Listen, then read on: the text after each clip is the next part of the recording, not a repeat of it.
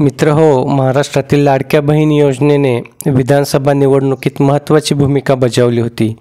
आता याच लाडक्या बहिणींसाठी सरकार दोन मोठे निर्णय घेण्याच्या तयारीत आहे.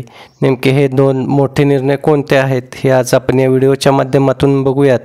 तत्पूर्वी आपण आपल्या शासन निर्णय GR या चॅनलवर नवीन असाल तर चॅनलला सबस्क्राईब करा आणि बेल आयकॉनला प्रेस करा, म्हणजे असेच नवनवीन आणि माहितीपूर्ण व्हिडिओ आपल्यापर्यंत सहज पोहोचतील.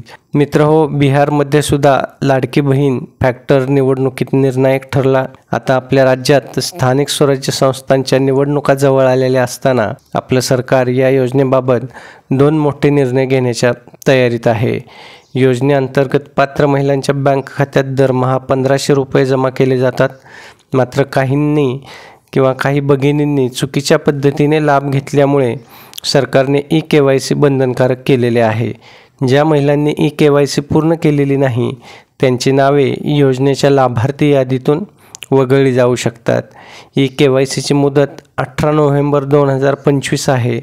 आता 2 दिवस शिल्लक असताना आपल्या राज्यातील तब्बल 2,35,00,000 लाभार्थ्यांपैकी 1,03,00,000 महिलांनी अद्यापपर्यंत eKYC केलेली नाही आहे.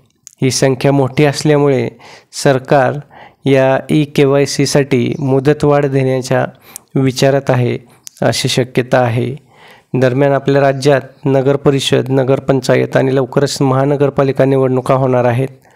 निवडणूक आयोगाने नगरपरिषद, नगरपंचायत निवडणुकांची घोषणा केलेली असून या पार्श्वभूमीवर निवडणुकांपर्यंत सरकार योजनेबाबत कठोर पावले उचलणार नसल्याची चर्चा आहे. महिलांच्या मतांचा प्रभाव लक्षात घेता eKYCची मुदत ही वाढवली जाऊ शकते. हा पहिला महत्त्वपूर्ण निर्णय होऊ शकतो. दुसरा महत्त्वाचा निर्णय कोणता? तर eKYCसाठी महिलांना पती किंवा वडिलांचे आधार कार्ड प्रमाणित करावे लागते. मात्र ज्या महिलांचे पती किंवा वडील हयात नाहीत त्यांना ही प्रक्रिया पूर्ण करता येत नव्हती. अशा महिलांसाठी सरकार वेबसाईटमध्ये तांत्रिक बदल करणार आहे. ज्या महिलांना फक्त स्वतःचे आधार कार्ड प्रमाणित करून अपूर्ण eKYC करता येईल, ही अपूर्ण प्रक्रिया 18 नोव्हेंबर 2025 पर्यंत पूर्ण करणे बंधनकारक आहे. नंतर अपूर्ण eKYC पूर्ण करण्याबाबत स्वतंत्र निर्णय घेतला जाणार आहे. आता मित्र हो, बऱ्याचशा लाडक्या बहिणींना आपलं eKYC स्टेटस तपासता येत नाही. तर अतिशय सोप्या पद्धतीने आपण हे eKYC स्टेटस 2 मिनिटात तपासू शकतो. आपण लाडक्या बहीण योजनेच्या अधिकृत वेबसाईटवरती जायचं आहे आणि त्या वेबसाईटवरच्या मुखपृष्ठावरती eKYC या पर्यायावरती क्लिक करून त्या ठिकाणी आधार क्रमांक आणि कॅप्चा कोड भरायचा आहे. आधारशी लिंक मोबाईल जो असेल त्या मोबाईलवर आलेला OTP टाकला की प्रक्रिया यशस्वी झाल्यास eKYC यशस्वी असा संदेश आपल्याला दिसतो.